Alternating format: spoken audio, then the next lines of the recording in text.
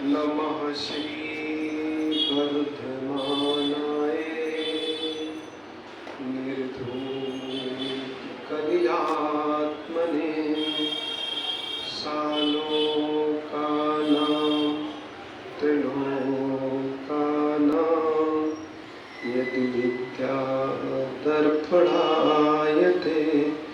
यदि विद्यादर्पणायते नमो रिहन्ताणं नमो सिद्धाणं नमो आयरीयाणं नमो वज्रायाणं नमो लोयशंसाणं। बोली पंच परमेष्ठी भगवान की, देवादेव श्री आदिनाथ भगवान की, मूल नायक गैराट श्री चंद्रापू भगवान की, वर्तमान शासन नायक श्री वर्धमान स्वामी की, आचार्य भगवान श्री समंत स्वामी महाराज की, आचार्य भगवान परम पूज गुरुवर श्री विश्वसागर जी महाराज की, प्रसन्न सागर जी महाराज की, सात सागर जी महाराज की, वैश्यन चिंबाड़ी माता की।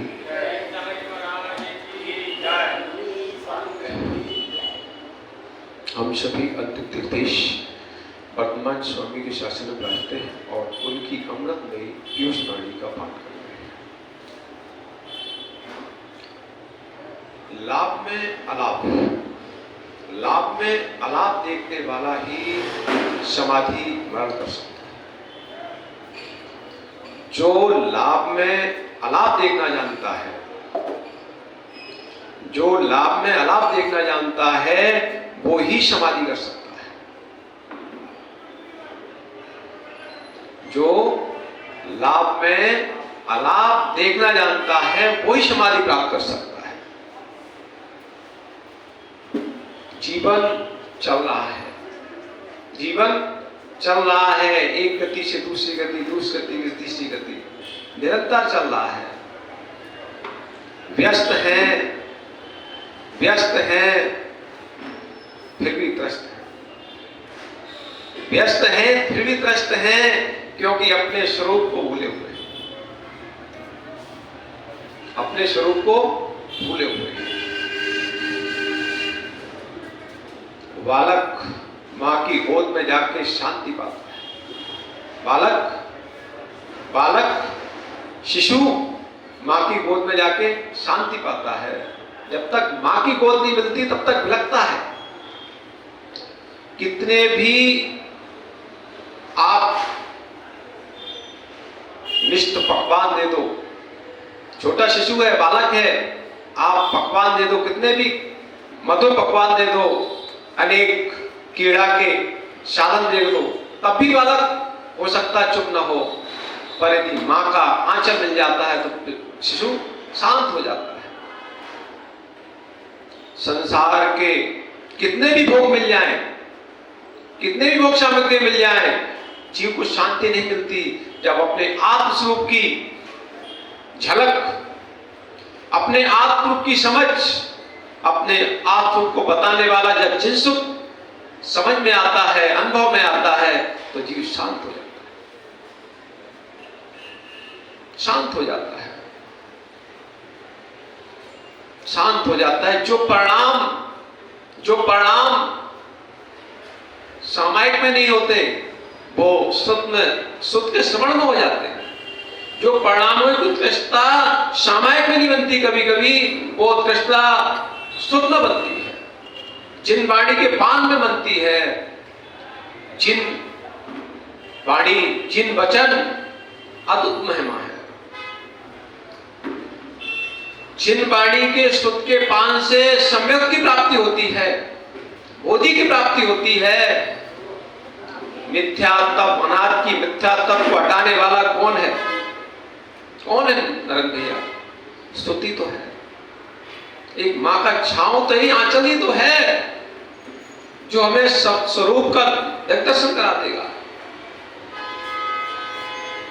जिस बालक ने, जिस शिशु ने मां का आंचल का पान किया है, मां का आंचल का पान किया, वो जीवन भर स्वस्थ रहता है। पर आज तो स्थितियां बदल गई हैं। माताएं अपने आंचल का पान भी नहीं करा पाती, बच्चों को नहीं कराती। मतलब उसके लिए भी, बच्चों को, शिशु को पालन करने के लिए भी है आया रख लेती है, दाई रख लेती है, दाई रख लेती है बच्चे को। शिशु तरक्की नहीं कर पाएगा, बच्चे में वो संस्कार नहीं होंगे जो संस्कार होने चाहिए, नहीं होंगे। जो मातृ प्रेम होगा वो मातृ प्रेम नहीं बनेगा। जो मां अपने अपने आंचल का पान कराती है, उसमें मातृत्व भाव पैदा होता है। परिवार पहले कैसे होते थे? परिवार कैसे होते थे? बड़े विशाल परिवार हुआ करते थे। तो दादी नानी की बच्चों को कहानियां सुनने को मिलती थी। मतलब बच्चा जितना माँ के पास तो केवल दूध पीने के लिए जाता था, अपने तन को स्वस्थ करने के लिए माँ के पास जाता था, और मन को स्वस्थ करने के लिए दादी के पास जाता था। दादी माँ के पास। अरे माँ तो बिजी है, घर के कार्यों में दैनंदिन बिजी है, उसके पास नहीं है समय। अब वो बालक शिशु कहाँ जाता था? दादी के पास, दादी माँ के पास। दादी माँ के पास पहुंचता, दादी माँ कहानियां सुनाती थी, अनेक कहानियां सुनाती थी। बच्चा जो है दादी माँ की छांव में अपने मानसिक विकास करता था, करुणा दया को प्राप्त करता था, पुराण पुरुषों के कथानक को सुनता था। पुराण पुरुष कैसे बने, जीवों ने अपना कल्याण कैसे किया, उत्थान कैसे किया, ये दादी मां बताती थी। दुग्ध मां का आंचल तन को स्वस्थ करता था, मन को स्वस्थ करता था, और दादी मां का स्वस्थ मन को भी करता, तन को भी करता था। यदि मन स्वस्थ है तो भी तन स्वस्थ है। आज तो समय नहीं है माताओं के पास। बालक शिशु 2-3 साल का हुआ, स्कूल में चला गया, जन्म लिया, दाई को पकड़ा दिया, आया को पकड़ा दिया। अब उसके पास संस्कार किसके आएंगे? किसके संस्कार आएंगे? जहां रहा वही संस्कार आएंगे,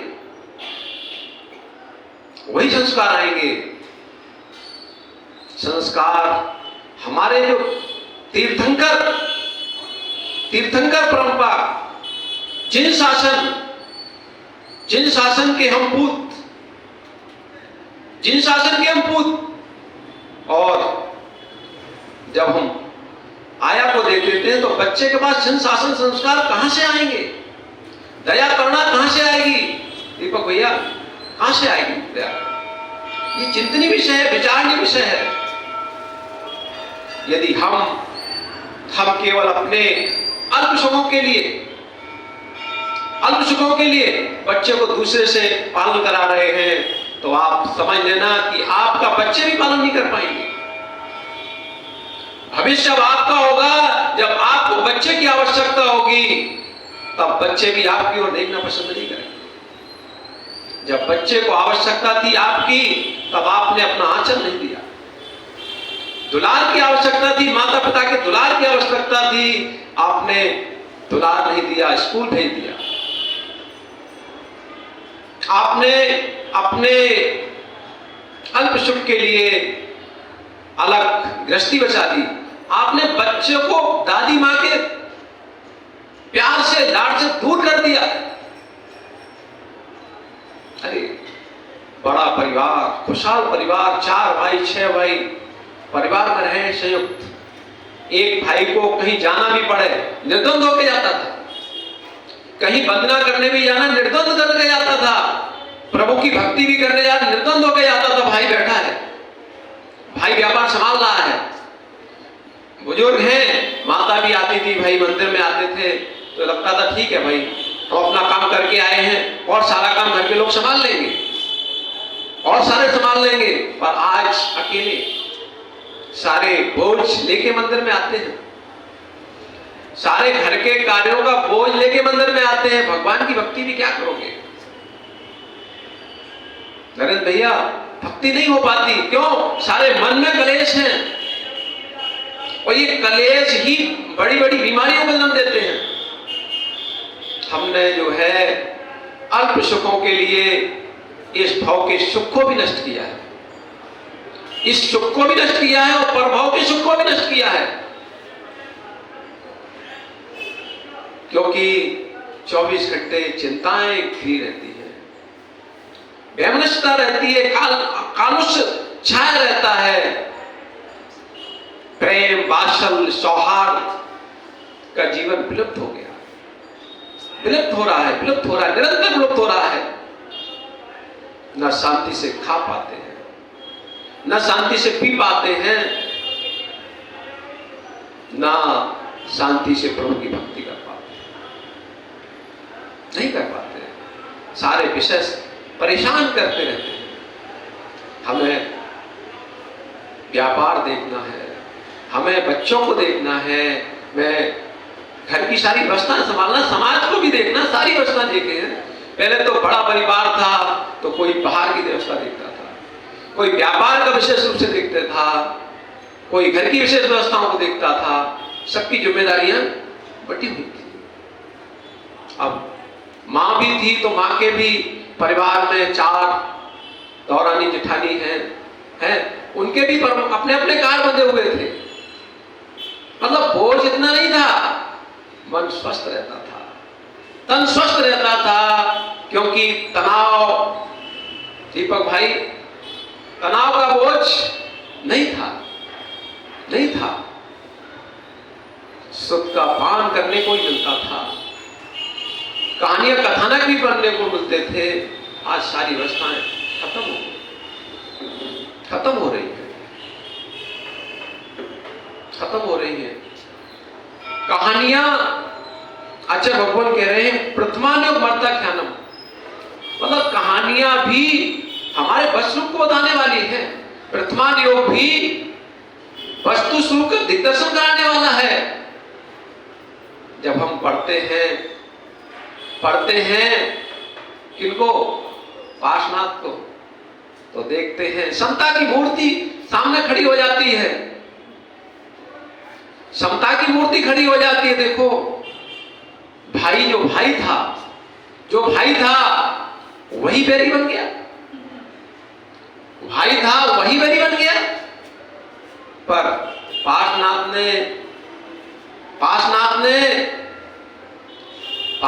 ने उसको जो है शत्रु नहीं माना, समता को भाव धरा तो भगवान बन गया,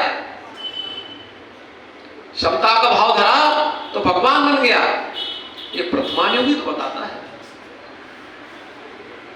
जब कष्ट आते हैं अपने जीवन में, जब कष्ट आए जीवन में, तो किसका चिंतन करोगे?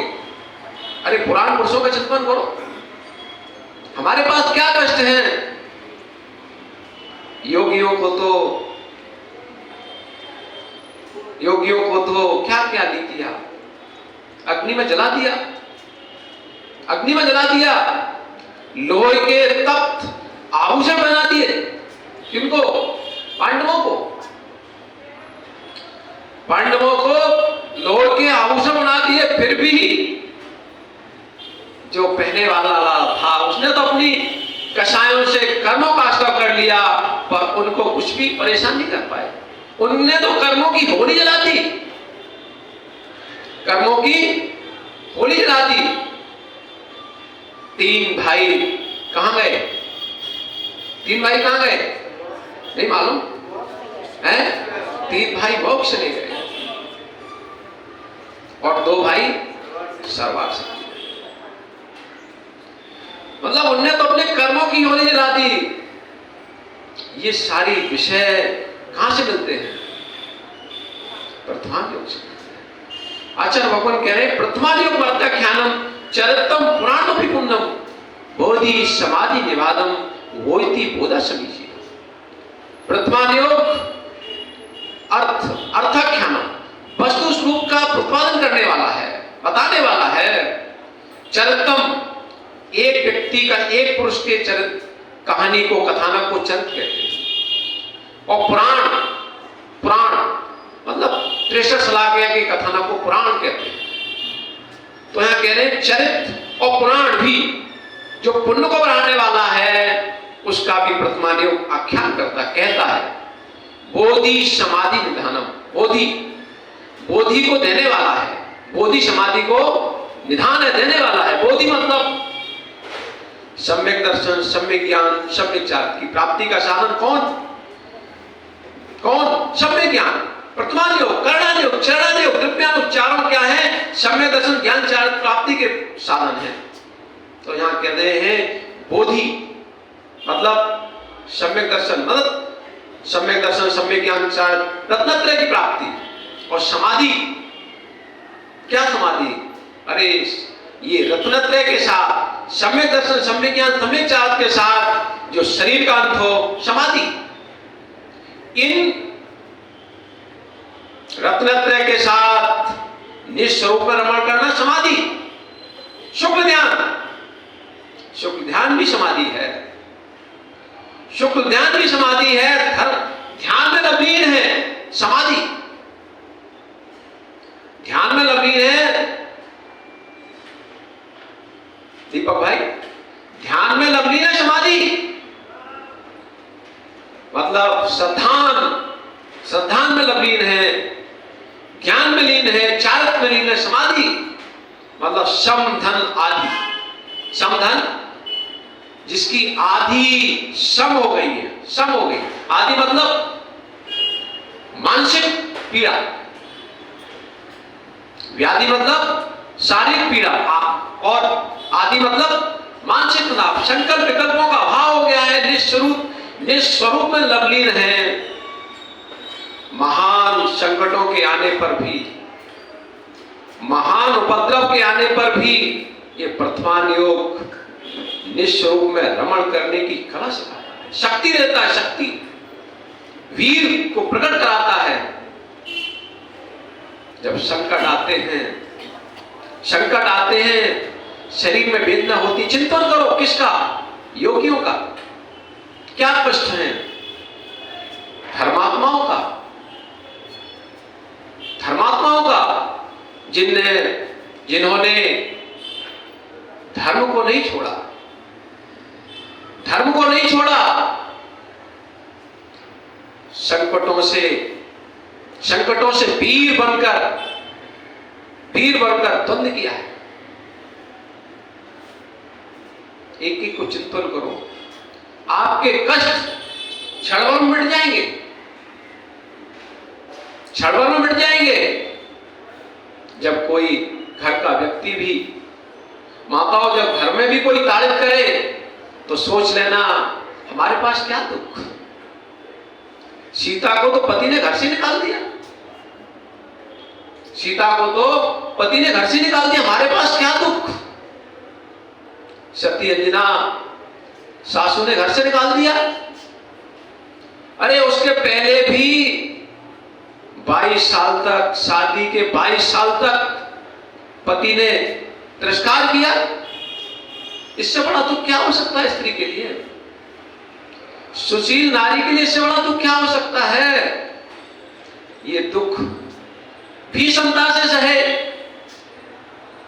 तो हमारे दुख जीवन में क्या है? क्या हमारे जीवन में दुख, क्या दुख?